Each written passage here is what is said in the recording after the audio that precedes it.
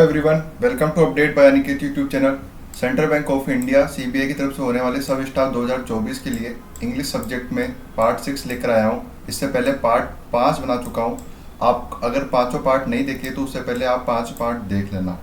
Previous year based question है, सारे के सारे और इम्पोर्टेंट क्वेश्चन है। फर्स्ट बात। सेकंड पॉइंट ये है कि इस वीडियो में क्वेश्चन नंबर 2 और क्वेश्चन नंबर 3 आप लोगों ने कर लिए तो वेल एंड गुड। नहीं कर पाए तो ये सारे के सारे इंपॉर्टेंट क्वेश्चन है और इसके अंदर 10 क्वेश्चन आएंगे। 10 में 10 होने की गारंटी मैं लेता हूँ।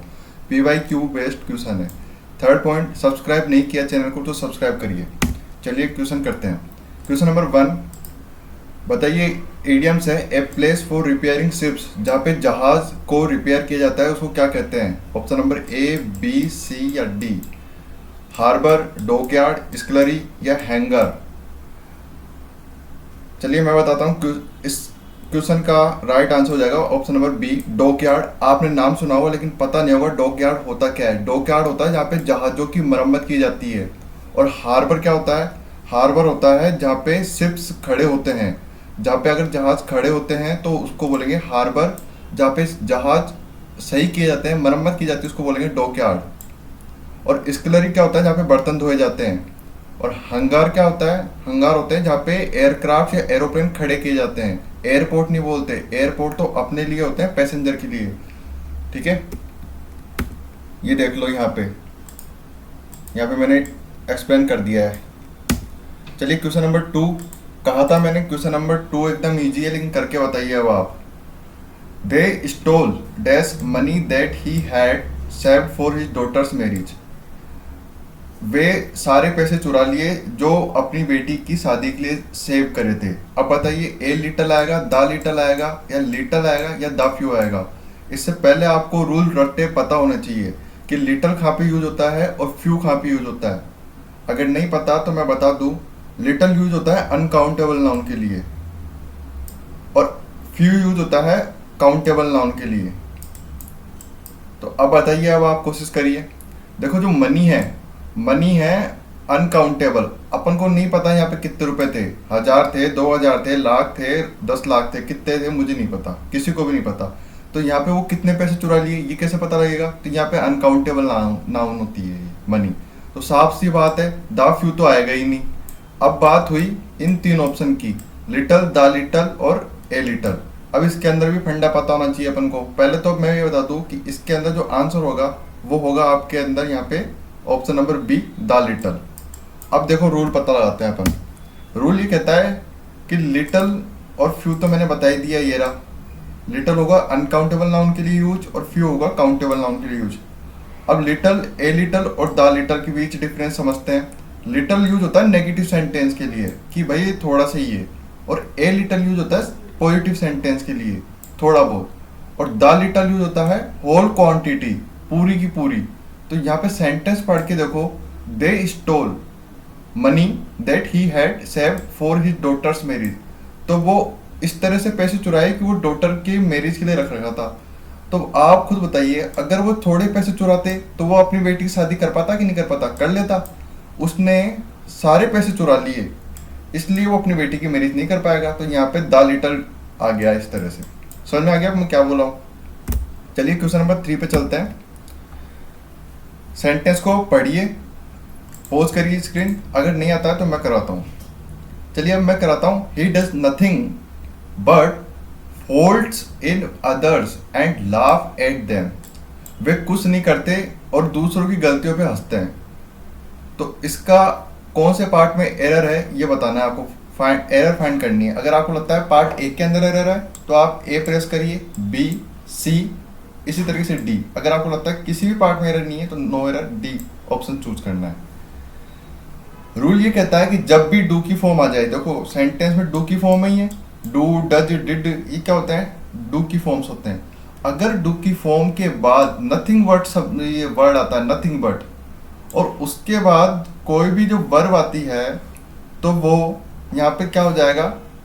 यहाँ पे एरर कहाँ कौन से में हो जाएगी? ऑप्शन नंबर B में हो जाएगी। क्यों हो जाएगी? देखिए,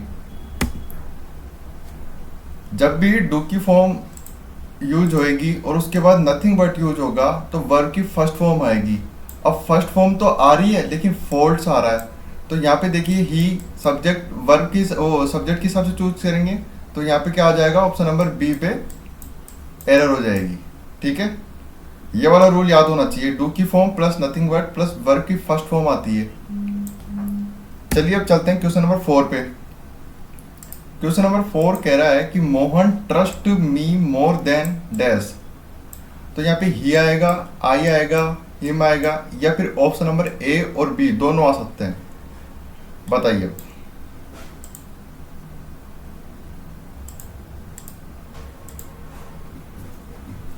देखिए मोहन जो है यहाँ पे सब्जेक्ट बनने का काम कर रहा है, और मोहन ट्रस्ट मी ये ऑब्जेक्ट है।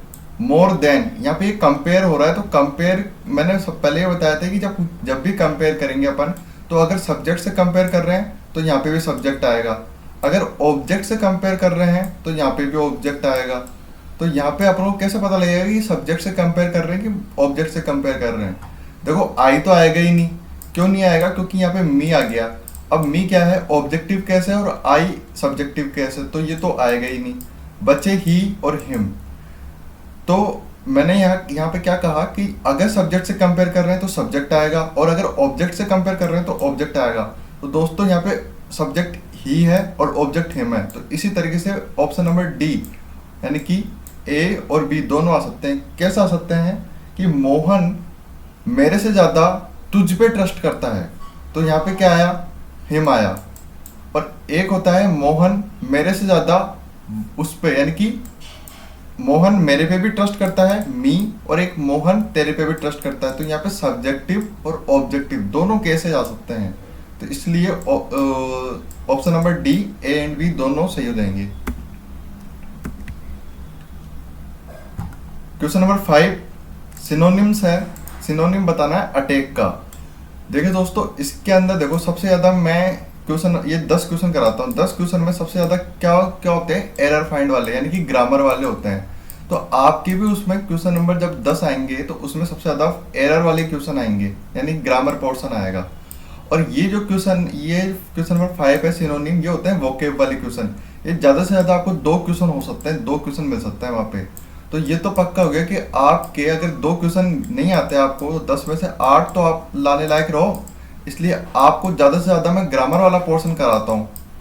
अब बताइए अटैक का वोकेब या अटैक का सिनोनिम क्या हो जाएगा। अटैक मतलब होता है आक्रमण करना, प्रहार करना। इसी तरीके से सिनोनिम बताना है कि इसमें से पर्यायवाची क्या होगा। तो असोल्ट का मतलब भी क्या होता है, आक्रमण करना। एप्टीट्यूड का मतलब होता है कि किसी भी चीज़ को हाई तक पहुँचाना, एप्टीट्यूड। टेल मतलब होता है कहानी, और सेफ मतलब होता है किसी का बचाव करना, बचाना किसी को। तो अटैक का सिनोनिम क्या हो जाएगा, right answer option number A. ठीक है, क्वेश्चन नंबर 6 पे चलिए।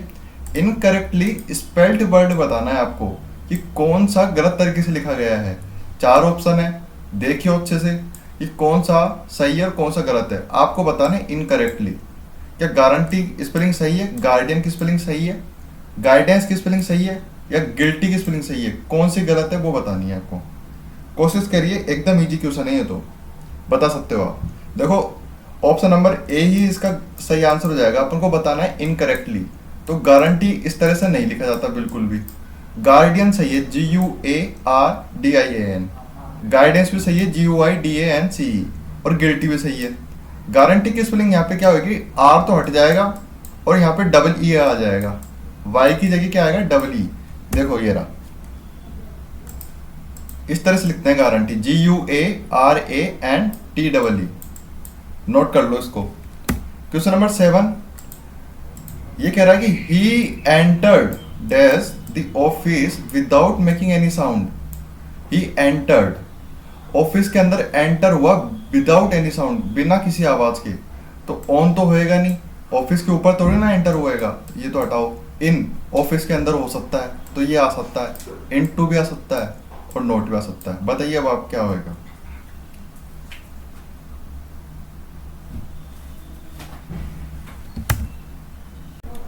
तो ही एंटर्ड, एंटर्ड के साथ अपन इन लगा सकते हैं, लेकिन एंटर्ड के साथ इनटू नहीं लगा सकते। कई जगह आपको सेंटेंस के अंदर एंटर्ड के साथ इनटू देखने को मिलेगा, लेकिन वो गलत होगा। तो जहाँ पे भी आपको एंटर्ड के साथ इनटू दिख जाए, उसी पार्ट में आप एरर कर सकते हो। देखो ये रूल है कि एंटर के साथ इनटू नहीं आएगा, ना ही इन आएगा। तो यहाँ पे नोट मतलब कि कोई ज़रूरत नहीं है, ये एकदम सही है, यहाँ पे कुछ नहीं आएगा। Option number D is the right answer. Question number 8 पढ़िए चलिए। सेंटेंस है a ferocious dog made dash attack on me. Article है, ए आएगा, द आएगा, एन आएगा, क्या आएगा। ये तो एकदम टुच्चा क्वेश्चन है, एकदम इजी है, ये सब कर सकते हो और करना भी चाहिए। इसके अंदर अटैक देखो, अटैक क्या है, ए से स्टार्ट हो रहा है यानी कि वोवल है, और क्या आएगा, एन आएगा। तो ए फेरोसियस डॉग, एक खतरनाक कुत्ता, डरावना कुत्ता जो कि अटैक कर दिया, तो N is a right answer. Question number 9 एकदम इंपॉर्टेंट क्वेश्चन है ये, एकदम बहुत इंपॉर्टेंट क्वेश्चन। क्वेश्चन को पढ़िए, पहले सेंटेंस को पढ़ो। Flowers that is just picked begin to rot in 10 second. Flower जो कि तोड़े गए थे 10 सेकंड के अंदर अंदर। तो क्या है, किस पार्ट में एरर है। देखो यहाँ पे जो है मैं बताता हूँ, ये आपसे होगा भी नहीं। इसके बाद क्वेश्चन नंबर 10 आप करने की कोशिश करना। पहले मैं रूल बता देता हूँ, रूल समझो। यहाँ पे पार्ट बी के अंदर एरर है, और एरर क्या है, यहाँ पे इज आ रहा है। अब आपको पता ही लग रहा कि सब्जेक्ट क्या है। सबसे पहले सब्जेक्ट देखा करो हर सेंटेंस के अंदर। ऐसे क्वेश्चन करने के लिए सबसे पहले आप सब्जेक्ट देखो, सब्जेक्ट क्या है। सब्जेक्ट है फ्लावर्स। अब बताइए फ्लावर्स क्या प्लूरल है या सिंगुलर है, बहुवचन है या एक वचन है। आप कहेंगे बहुवचन है, तो बहुवचन के हिसाब से वर्ब आनी चाहिए। तो यहाँ पे इज नहीं आर आएगा, ठीक है, ये तो है रूल। अब देखो क्वेश्चन नंबर 10 करो। क्वेश्चन नंबर 10 यहाँ पे मैंने ऑप्शन चला कर नहीं दिए, जानबूझ कर नहीं दिए, इसलिए नहीं दिए क्योंकि आप क्वेश्चन नंबर 10 के अच्छे से समझो। ही हु डू आएगा या डज आएगा, बताना है आपको ही। Not learn from his mistakes, is आएगा या आर आएगा। बाउंड टू फेल, क्या बताया मैंने। ऐसे क्वेश्चन को करने के लिए सबसे पहले सब्जेक्ट को पता लगाओ कि सब्जेक्ट क्या है। इसके अंदर सब्जेक्ट क्या है, कोशिश करो। सब्जेक्ट शुरुआत में होता है हर सेंटेंस के। ही यहाँ पे सब्जेक्ट बन रहा है, तो ही वह है जो कि नहीं याद करके आया और अपने मिस्टेक्स पर फेल हो रहा है। तो बताइए ही क्या है, यहाँ पे सब्जेक्ट है। तो सब्जेक्ट क्या है यहाँ पे, सिंगुलर है कि प्लूरल है। आप कहेंगे सिंगुलर है, तो सिंगुलर के हिसाब से वर्ब आनी चाहिए। अब आप खुद ही बताइए यहाँ पे सिंगुलर के हिसाब से वर्ब कौन सी आएगी, डू आएगी कि डज आएगी। तो डज आएगी। डज आती है सिंगुलर के लिए और डू आती है प्लूरल के लिए, तो यहाँ पे तो डज आएगी। Not learn from his mistakes. अब यहाँ पे देखो मिस्टेक्स क्या है, यहाँ पे प्लूरल है, और मिस्टेक्स के जस्ट बाद लोग बाग देखते हैं कि मिस्टेक्स प्लूरल है तो वर्ब भी प्लूरल आएगी और आर कर जाते हैं। यही चीज़ आपको नहीं करनी है, यही चीज़ आपको नहीं करनी है। यहाँ पे मिस्टेक्स के साथ साथ आर मत लगाओ, ये चीज़ गलत हो जाएगी। मैंने क्या बोला, सब्जेक्ट देखो, सब्जेक्ट है ही, और ही क्या है यहाँ पे, सिंगुलर है। तो सिंगुलर के हिसाब से ये हमेशा वर्ब चलती है भाई। सिंगुलर के हिसाब से हमें वर्ब क्या आएगी, इज आएगी। तो इसका राइट आंसर हो जाएगा यहाँ पे सबसे पहले तो डज, और यहाँ पे आ जाएगी इज। क्या हो जाएगा, डज और इज। और हमेशा ये वर्ब जो है ये सब्जेक्ट के हिसाब से आएगी। यहाँ पर लिख देता हूँ मैं सब्जेक्ट, ठीक है। समझ में आ गया अब आपको। चलिए कमेंट करके बताना कैसा लगा session. Thank you everyone. Channel को सब्सक्राइब कीजिए। ऐसे ही मैं 10 पार्ट लाने वाला हूँ, 10-10 क्वेश्चन के, तो आपके पास टोटल हो जाएंगे 100 क्वेश्चन, ठीक है। चैनल को सब्सक्राइब करिए। मिलते हैं एक और नई वीडियो के साथ, तब तक जय हिंद।